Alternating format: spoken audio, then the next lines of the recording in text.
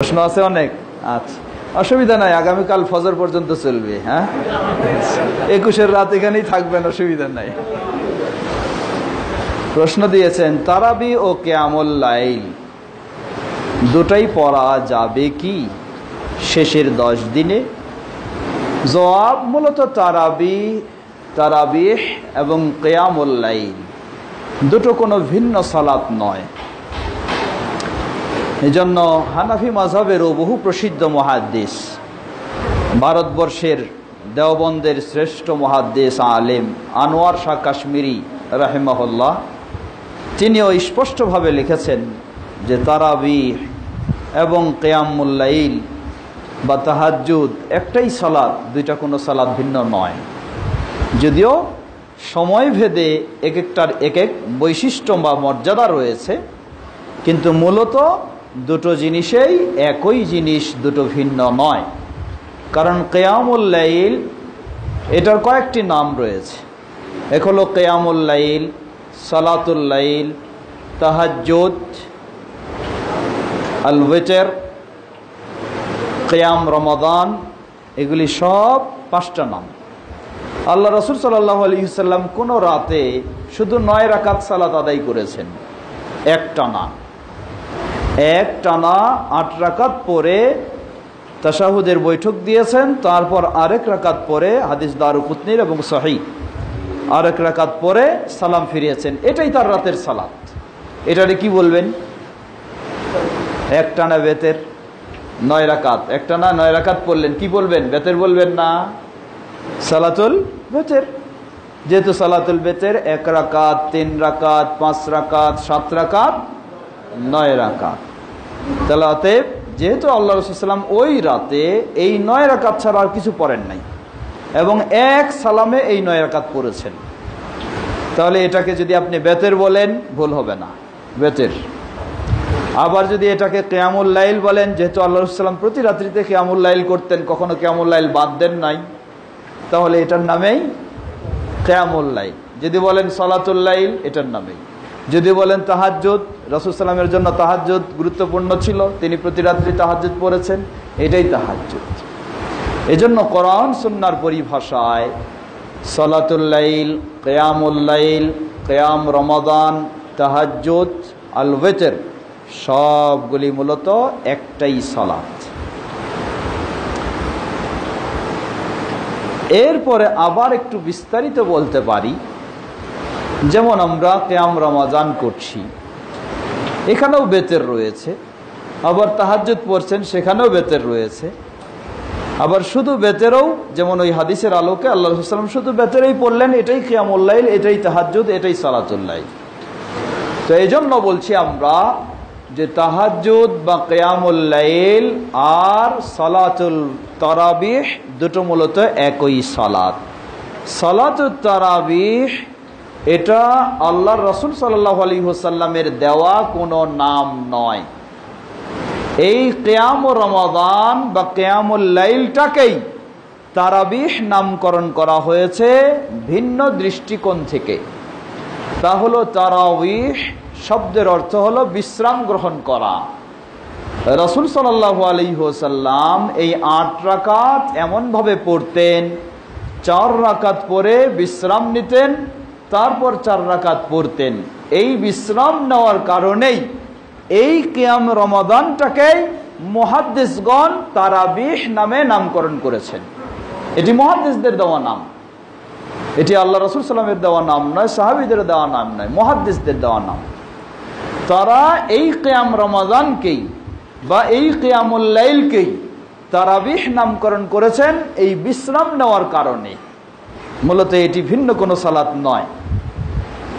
এখন এই সালাতটাই রমাদান মাস আসলে তার একটু মর্যাদা, ফজিলত, গুরুত্ব বেশি হয়ে যায় অন্য মাসের চেয়ে। অন্য মাসে আল্লাহ রাসূল সাল্লাল্লাহু আলাইহি ওয়াসাল্লাম বলেছেন, আফদালুস সালাতি বাদাল মাকতুবাতি সালাতুল লাইলি। ফরজ সালাতের পরেই সবচেয়ে মর্যাদাপূর্ণ সালাত হলো সালাতুল লাইল। রাতে যেই সালাত আদায় করা হয় সেটাই হলো কিয়ামুল লাইল। আর রমজান মাসে এসে আল্লাহ রাসূল সাল্লাল্লাহু আলাইহি ওয়াসাল্লাম বললেন, মান কামা রমাদানা ঈমানান ওয়া ইহতিসাবা গুফিরা লাহু মা তাকদ্দামা মিন যামবিহি, যে ব্যক্তি রমাদান মাসে কিয়াম করবে, রাতে সালাত আদায় করবে, গুফিরা লাহু মা তাকদ্দামা মিন যামবিহি, তার অতীতের গুনাহগুলিকে ক্ষমা করে দেওয়া হবে। এটি হলো রমজান মাস আসার কারণে এটার বেশি ফজিলত। এই জন্যই উম্মুল মুমিনিন আয়েশা রাদিয়াল্লাহু আনহা তিনি বিষয়টাকে স্পষ্ট করে দিয়েছেন। তিনি বলেছেন, রমাদানে এবং রমাদান ছাড়া অন্য সময়ে রাসূল সাল্লাল্লাহু আলাইহি ওয়াসাল্লামের 11 রাকাতের বেশি সালাত ছিল না। কত স্পষ্ট করেছেন দেখেন। তিনি বলেছেন রমাদানে এবং রমাদান ছাড়া। যদি শুধু এভাবে বলতেন আয়েশা রাদিয়াল্লাহু আনহা যে রাসূল সাল্লাল্লাহু আলাইহি ওয়াসাল্লামের রাতের সালাত 11 রাকাতের বেশি ছিল না, এতটুকু যদি বলতেন তাহলে আপনি প্রশ্ন করতে পারতেন, তাহলে মনে হয় রাতের একটা আলাদা, রমাদানের জন্য আলাদা। আল্লাহু আকবার। কিন্তু এমন প্রশ্ন জবাব দিয়েছেন, এমন বর্ণনা দিয়েছেন যে রমাদানে এবং রমাদান ছাড়া অন্য সময়ে রাসূল সাল্লাল্লাহু আলাইহি ওয়াসাল্লামের সালাত 11 রাকাতের বেশি ছিল না। আপনার এখানে কোনো বলার আর সুযোগ নাই যে রমাদানে রাসূল সাল্লামের 2টা সালাত ছিল, কোনো বলার সুযোগ নাই, একটাই ছিল। এখন প্রশ্ন যেটা এসেছে যে তারাবিহ ও কিয়ামুল লাইল দুইটাই পড়া যাবে কি শেষের 10 দিনে?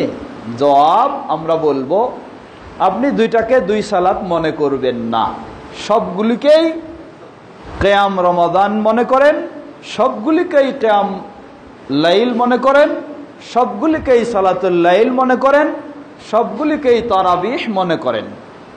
এখন আপনি করলে করতে পারেন, প্রথম রাত্রে কিছু পড়লেন, শেষ রাত্রে কিছু পড়লেন, প্রথম রাত্রে কিছু পড়লেন, শেষ রাত্রে কিছু পড়লেন।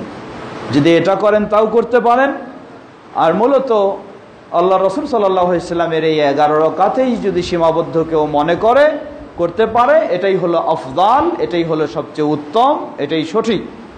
কিন্তু এরপর কেউ যদি আরো বেশিও পড়তে চায়, আমরা বলবো কেউ যদি বেশিও পড়তে চায়, রাসূল সাল্লাল্লাহু আলাইহি ওয়াসাল্লামের একটি উন্মুক্ত কথার মাধ্যমে যে তিনি বলেছেন সালাতুল লাইলি মাসনা ওয়া মাসনা, রাতের সালাত 2 রাকাত 2 রাকাত করে, সীমা উল্লেখ করেন নাই কত সীমা, 2 করেই, ফজরের আশঙ্কা হয়ে গেলে 1 রাকাত বেতের পরে ক্লোজ করবে। তাহলে এই হাদিস থেকে বোঝা যায় যে কেউ যদি আরো বেশি পড়তে চায়, পড়া জায়েজ রয়েছে, সাহাবীদের কিছু আমল থেকেও পড়া জায়েজ রয়েছে। তাই আমরা বলবো আপনি যদি 11 রাকাতেই সীমাবদ্ধ মনে করতে পারেন বা 13 রাকাত, এটা হলো সবচেয়ে উত্তম।